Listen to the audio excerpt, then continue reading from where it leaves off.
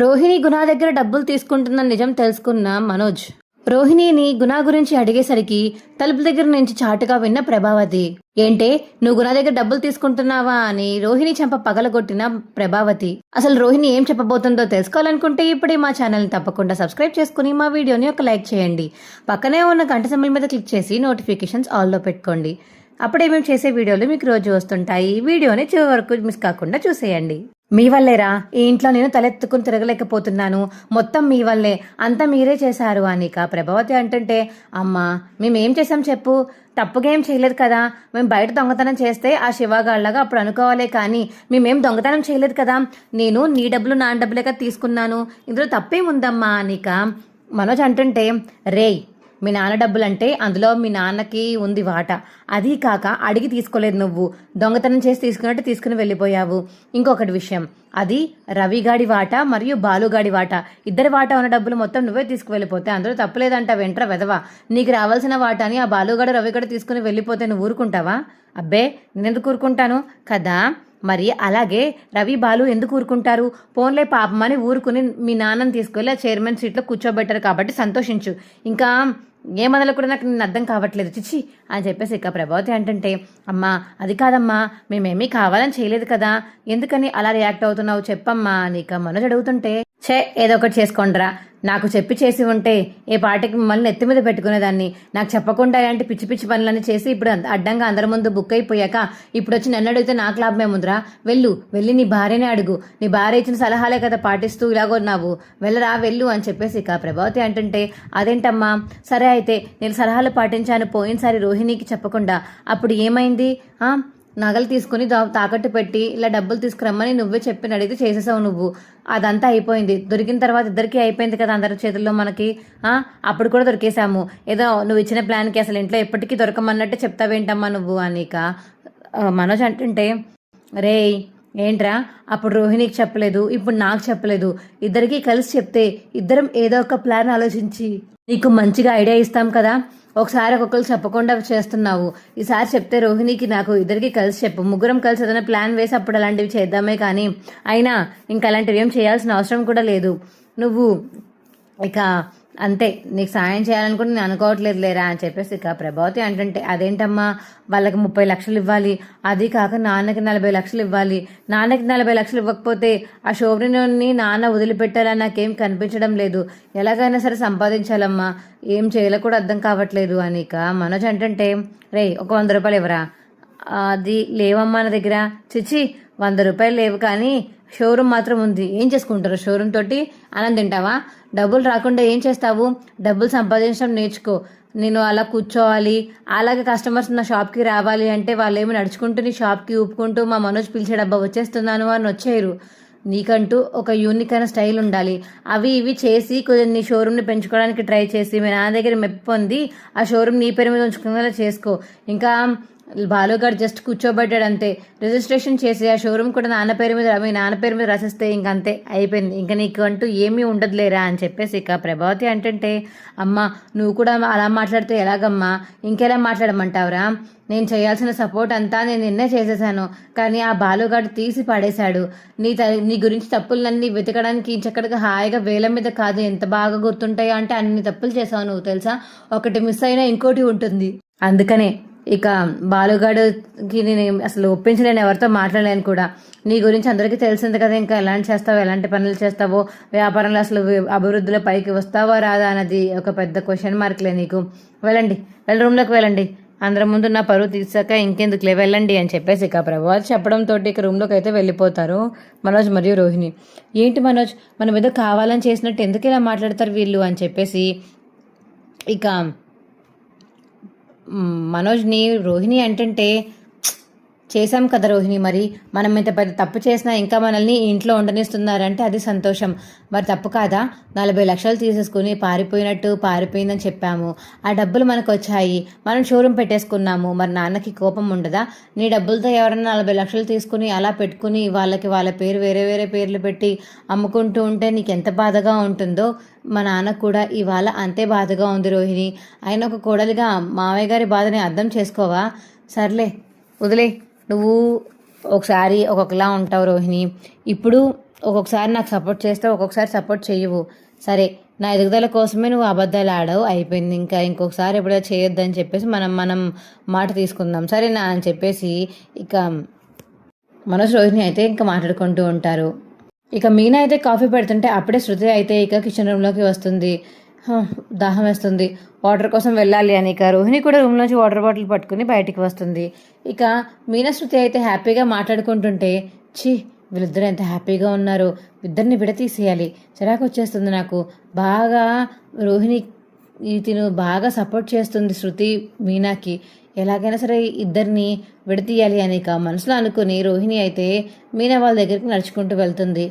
ఏంటి రోహిణి ఇలా వచ్చావు, ఏమన్నా కావాలా అని మీనా అంటుంటే, ఏం వద్దులే మీనా, నాకేమీ అవసరం లేదు. పొద్దున్న శృతి బాగా గడ్డి పెట్టింది కదా, నువ్వు చేసిన వంట తింటున్నానా లేకపోతే మనోజ్ మాటలు తింటున్నానా అని అడిగింది కదా, బాగా కడుపు నిండిందిలే, నేను జస్ట్ వాటర్ కోసం వచ్చాను అంతే అని చెప్పేసి ఇక వాటర్ పట్టుకుంటుంది రోహిణి అయితే.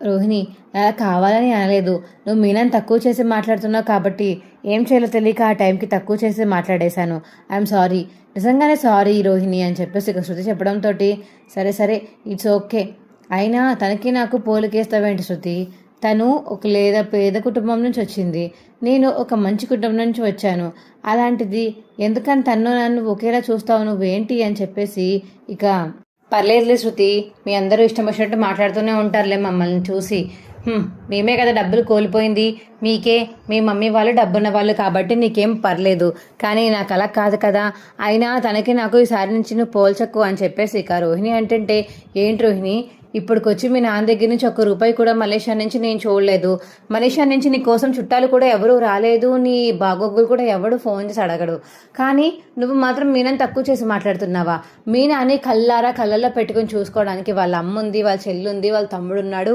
అంతకు మించి బాలు ఉన్నాడు, ఇంకా తనకి ఎవరు అవసరం లేదు, డబ్బు అంటావా ఈరోజు ఉంటుంది రేపు పోతుంది, అది ఎవరి సొంతం కాదు, అయినా ఇలా స్టూపిడ్గా మాట్లాడతావేంటి నువ్వు, ఊరికే ఉన్నవాళ్ళు లేనోళ్ళు అంటావు, నాకైతే మీనా ఒక సిస్టర్ లాగా, నా సొంత సిస్టర్ నాకు ఎలా అయితే అలా ఉంటుంది నా మీనా అంటే నాకు చాలా ఇష్టం, ఒక అక్కనాగా నేను చూస్తాను తనని అని చెప్పేసి ఇక శృతి అంటే మీనా అయితే నవ్వుతూ అలా చూస్తూ ఉండిపోతుంది. ఇక శృతిని అయితే సర్లే చూసుకో నాకెందుకు అని చెప్పేసి ఇక రోహిణి వెళ్ళిపోతుంటే, రోహిణి ఒక మాట చెప్పాలి నీతోటి అని ఇక మీనా పిలుస్తుంది. ఏంటి, నువ్వు గుణ దగ్గర డబ్బులు తీసుకుంటున్నావా అని ఇక మీనా అడిగేసరికి రోహిణి ఒక్కసారిగా షాక్ అయిపోయేలా చూస్తూ ఉండిపోతుంది. ఏంటి, ఈ విషయం తినకెలా తెలుసు అని మనసులో అనుకుంటుంది రోహిణి. ఈ విషయం నాకెలా తెలుసు అని నువ్వు అడగబోతున్నావు, నాకు అర్థమైంది రోహిణి, ఇంతకుముందు మా తమ్ముడు వాడి దగ్గరే పనిచేసేవాడు, మా తమ్ముడు నిన్ను అక్కడ 2-3 సార్లు చూశాడంట, వాడు నాకు చెప్పాడు, అది కాక వాడు ఒకసారి అత్తయ్య గారి బ్యాగ్ కొట్టడానికి వెళ్ళాడు కదా, అది కూడా ఆ గుణగాడు చెప్పడం వల్లే చేశాడు మా తమ్ముడు, కొంచెం జాగ్రత్తగా ఉండు, వాళ్ళలాంటి దగ్గర డబ్బులు తీసుకోకూడదు, నువ్వు డబ్బున్న అమ్మాయివని చెప్పి కూడా నువ్వు గుణగాడి దగ్గర డబ్బులు తీసుకుంటున్నావంటే నాకైతే ఏదో డౌట్గా ఉంది రోహిణి, నువ్వు డబ్బున్న అమ్మాయివి కాదని అని చెప్పేసి ఇక మీనా అంటుంటే, నేను ఏదో ఒకసారికి వెళ్ళాను, అప్పటికప్పుడు అమౌంట్ అర్జెంట్ అయితే ఎవరు ఇవ్వరు అని చెప్పేసి ఈయనే ఇస్తాడని చెప్పేసి కొంతమంది చెప్పడంతో అలా ఆయన దగ్గరికి వెళ్ళి నేను డబ్బులు తీసుకున్నానే కానీ నేను ఎప్పుడూ అప్పులు చేయలేదు అని చెప్పేసి ఇక రోహిణి అనేసి అక్కడి నుంచి వెళ్ళిపోతుంది.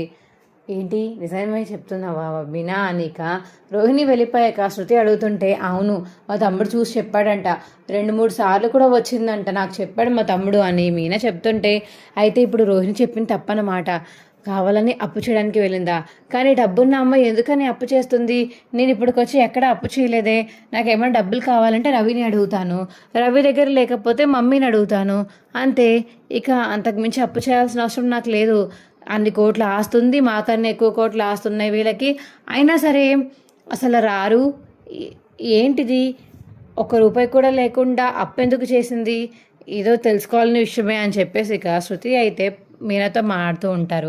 ఇక బాలు అయితే మేడపైకి వెళ్ళి ఫోన్ మాట్లాడుతూ ఉండగా రవి కూడా అప్పుడే పైకి వెళ్తాడు.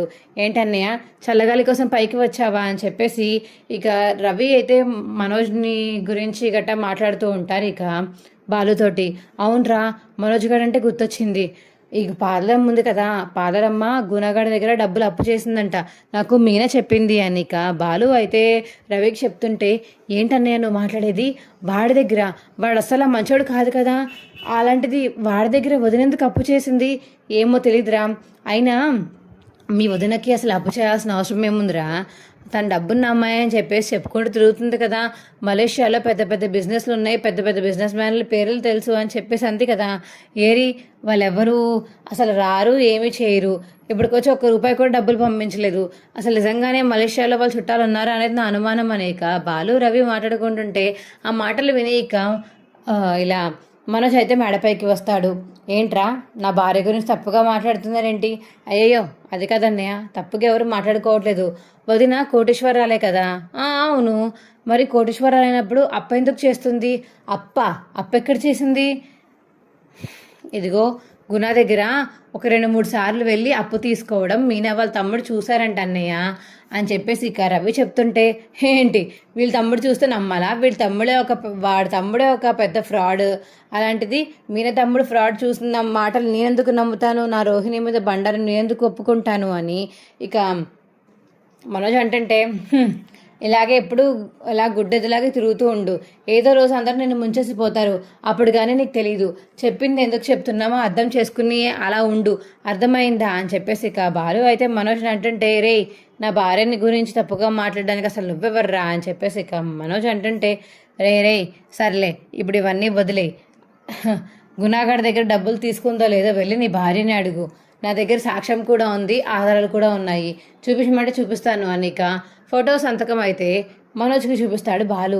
అవన్నీ చూసి అమ్మో, అంటే నిజంగానే సంతకం పెట్టి డబ్బులు తీసుకుందా, ఈ ఫోటో అసలు ఎక్కడది నీకు అని చెప్పేసి ఇక మనోజ్ అడుగుతుంటే శివగాడు పంపాడు, శివగాడి దగ్గర ఈ ఫోటో ఉంది, వాడే నాకు పంపడం బట్టే నేను కూడా వాడి మాటలు నమ్మాల్సి వచ్చింది అని చెప్పేసి ఇక బాలు అంటే ఇప్పుడు దాకా నువ్వు చెప్పిందంతా నిజమేనమాట, రోహిణి గుణ దగ్గర డబ్బులు తీసుకుంటుందా?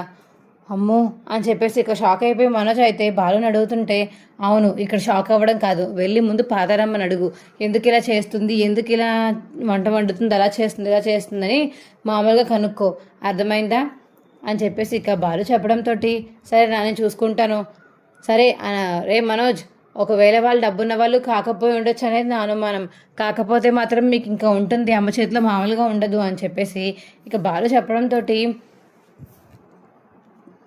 మనోజ్ కోపంగా కిందకి వెళ్ళిపోయి రూమ్లోకి వెళ్ళిపోతాడు. ఏంటి రోహిణి ఇతో మాట్లాడాలి, ఏంటి మనోజ్? ఏం కాదు, నువ్వు గుణగాడి దగ్గర డబ్బులు తీసుకుంటున్నావా? అసలు ఆడి దగ్గర ఎందుకు అప్పు చేశావు? చెప్పు రోహిణి చెప్పు అనిక మనోజ్ అడుగుతుంటే, అబ్బా ఆపుతావా మనోజ్, ఏంటి నీ బాధ? గుణగాడి దగ్గర అసలు డబ్బులు ఎందుకు తీసుకున్నావు నువ్వు అనిక మనోజ్ అడుగుతుంటే అప్పుడే ఇక ప్రభావతి అయితే వెనకాల నుంచి వీళ్ళ మాటలు వింటుంది. ఏంటి అప్పు చేసిందా? ఎక్కడ అప్పు చేసింది? గుణగాడి దగ్గర చేసిందా? అంటే మన శత్రువు దగ్గర చేసిందనమాట. అయినా ఆ గుణగాడి దగ్గర అప్పు చేయడం ఏంటి? తిను కోట్లాధికారి కూతురు కదా, బయట 1-2 లక్షలకు అప్పు చేయడం ఏంటి? ఎంతో ఎక్కువ అమౌంట్ కావాలంటే అప్పుడు అప్పు చేయొచ్చు, కానీ ఇదేంటిది అని చెప్పేసి ఇక మనోజ్ అడుగుతుంటే, అది కాదు మనోజ్, నేను కావాలని చేయలేదు, అది విద్య కోసం చేశాను, విద్య వెళ్ళలేకపోతే నేను వెళ్ళాను అంతే. ప్రభావతి అయితే తలుపు దగ్గర నించుని ఇక వీళ్ళ మాటలు వింటూ ఉంటుంది. అది కాదు మనోజ్, నన్ను అర్థం చేసుకో, విద్య కోసం తీసుకున్న నా అప్పు ఏంటి? 1-2 సార్లు పర్లేదు, 3-4 సార్లు తీసుకున్నావు, విద్య కోసం అంత అప్పు తీసుకోవాల్సిన అవసరం నీకేంటి రోహిణి?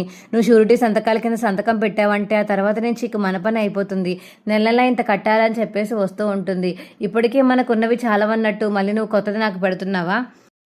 అంతగా నీకు హెల్ప్ చేయాలనిపిస్తే ఎంతో కొంత తక్కువ అమౌంట్ ఇవ్వు, అంతేగాని షూరిటీ సంతకాల కింద పెట్టేసి అంతేసి డబ్బులు ఇస్తే మనం ఎక్కడ కడతాము? మీ విద్య కానీ చేయి వదిలేస్తే ఏం చేస్తావు నువ్వు అని చెప్పేసి ఇక మనోజ్ అడిగేసరికి ఎలా సైలెంట్గా నించి ఉంటుంది రోహిణి. అప్పుడే ఇక ప్రభావతి తలుపు తీసుకుని లోపలికి వస్తుంది.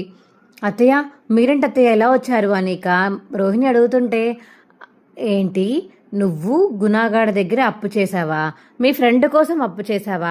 ఇప్పుడు నిజం చెప్తావా రోహిణి అని చెప్పేసి ఇక ప్రభావతి అడుగుతుంటే, అవునత్తయ్య మా ఫ్రెండ్ కోసమే చేశాను, నిజమత్తయ్య అని చెప్పేసి ఇక రోహిణి అంటుంటే, ఏంటి అబద్ధాలు ఆడకు అని చెప్పేసి ఇక చంప చెల్లుమని ఇక రోహిణి చంప పగలు కొడుతుంది ప్రభావతి.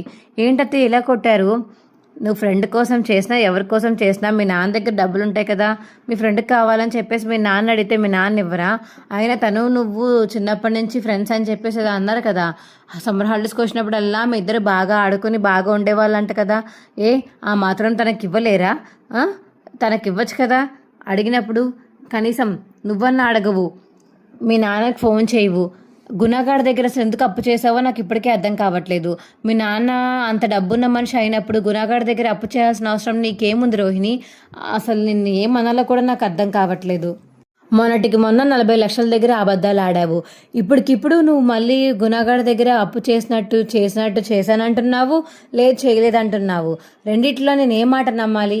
అసలు నిన్ను ఇలా కాదు, నువ్వు ఇంట్లోంచి వెళ్ళిపో రోహిణి. నువ్వు ఇంట్లో ఉండడానికి వీలు లేదు. నువ్వు డబ్బున్న అమ్మాయివి కాదు అని నాకు చాలా అనుమానంగా ఉంది. లేకపోతే ఇప్పటికిప్పుడు మీ నాన్నతో నేను మాట్లాడతాను, నాతో మాట్లాడించు. లేకపోతే మీ మావయ్యనన్నా సరే నాతో మాట్లాడమని చెప్పు, అర్థమైందా? లేకపోతే ఇంట్లోంచి నువ్వు బయటికే, ఇంకా అర్థమవుతుందా అని చెప్పేసి ఇక ప్రభావతి రోహిణికి చెప్పడంతో, సరే అత్తయ్య, నేను కావాలని చేయలేదు అత్తయ్య, కావాలంటే మా మావయ్యకి ఫోన్ చేస్తాను, ఆయనే చెప్తాడు అని చెప్పేసి ఇక ప్రభావతికి వినిపిస్తుంది. రోహిణి అయితే రోహిణి మలేషియా మామకి ఫోన్ చేయడంతో చెప్తానమ్మా అనిక మలేషియా మామ అయితే ఫోన్లో మాట్లాడుతూ ఉంటాడు ప్రభావతితోటి. హలో, ఎప్పుడు వస్తున్నారండి మీరు? రోహిణిని చూడడానికి కనీసం రారా? తను ఎలా ఉందో ఏంటో అని మీకు అవసరం లేదా? మీ అన్నయ్య గారికి కూడా అవసరం లేదా అని చెప్పేసి ఇక ఇలాగలాగా అనేక ప్రభావతి అయితే మాట్లాడుతూ ఉంటే, సరే అత్తయ్య చాలు ఇలా ఇవ్వండి, ఎక్కువసేపు మాట్లాడితే మళ్ళీ నాకు మొత్తం బ్యాలెన్స్ అంతా అయిపోతుందని ఫోన్ లాగేసుకుంటుంది. ఇక రోహిణి అయితే బ్యాలెన్స్ అయిపోవడం ఏంటి, అన్లిమిటెడ్ కదా? అవునత్తయ్య, అది కానీ బయట వేరే కంట్రీకి చేసినప్పుడు మొత్తం అయిపోతుంది అత్తయ్య, అదే ఫాల్ట్ అంతే, ఇంతకుమించి ఇంకేం లేదు అని చెప్పేసి ఇక రోహిణి చెప్పడంతో, సరే రోహిణి, నీకు ఇదే లాస్ట్ అండ్ ఫైనల్స్ అని తెస్తున్నాను. నువ్వు గుణగాడి దగ్గర డబ్బులు తీసుకున్నావు నాకు తెలిసింది, కానీ ఎందుకు తీసుకున్నావో కారణం చెప్పావు. మీ మావయ్య చెప్పారు కాబట్టి ఊరికే వదిలేస్తున్నాను. లేకపోతే నా గురించి ఎలా ఉంటుందని నీకు బాగా తెలుసు కదా, నా ట్రీట్మెంట్ నీకు మామూలుగా ఉండదు అని చెప్పేసి ఇక ప్రభావతి అనేసి అక్కడి నుంచి వెళ్ళిపోతుంది. మనోజ్, ఏంటి మనోజ్ ఇప్పుడు కూడా ఆంటీ కొడుతుంటే నన్ను ఆపలేదే మనోజ్ నువ్వు అని చెప్పేసి ఇక రోహిణి అడుగుతుంటే, అది కాదు రోహిణి, ఏం చెప్పమంటావు? అమ్మని ఆపితే అమ్మ కోప్పడిపోతుంది, కొట్టనిస్తే నువ్వు కోప్పడిపోతావు, మధ్యలో నేను అలిగిపోతున్నాను తెలుసా అని చెప్పేసి మనోజ్ అంటుంటే, అవును, మీ అమ్మ ఎన్నిసార్లు కొట్టినా నేను కొట్టించుకోవాలి అంతే కదా, సర్లే కొట్టించుకొని ఏడుస్తాను అని చెప్పేసి ఇక ప్రభావతి అంటుంటే, అది కాదు, సర్లే వదిలే మనోజ్, నువ్వు ఎప్పటికీ నాకు సపోర్ట్ చేయవని నాకు బాగా అర్థమైపోయిందిలే, ఇంకా వదిలేసే అని చెప్పేసి ఇక రోహిణి అయితే కూర్చుని బాధపడుతూ ఉంటుంది మనోజ్ ముందు. ఇక ప్రభావతి అయితే కోపంగా వచ్చి హాల్లో కూర్చోవడంతో అప్పుడే ఇక బాలు అయితే వస్తాడు. ఏమని లక్షవతి ముఖం అలా పెట్టుకుని కూర్చున్నావని ఇక బాలు అడిగేసరికి, రేయ్ నన్ను కదిలించకు, నాకు చాలా చిరాగ్గా ఉంది, నాతో ఆడకుండా పో అని ఇక ప్రభావతి అంటుంటే, ఏమైంది, అంత చిరాకైన విషయం నీకేం తెలిసిందేంటి అని చెప్పేసి ఇక బాలు అడుగుతుంటే, నీకు అన్నీ చెప్పాలా, నీకు అన్నీ అనవసరం, పోరా అని చెప్పేసి ఇక ప్రభావతి అయితే అంటుంది. నెక్స్ట్ ఏం జరగబోతుందో తెలుసుకోవాలనుకుంటే ఇప్పుడే మా ఛానల్ తప్పకుండా సబ్స్క్రైబ్ చేసుకుని మా వీడియోని ఒక లైక్ చేయండి. పక్కనే ఉన్న గంట సింబల్ మీద క్లిక్ చేసి నోటిఫికేషన్స్ ఆల్లో పెట్టుకోండి. అప్పుడే మేము చేసే వీడియోలు మీకు రోజు వస్తుంటాయి. Bye friends.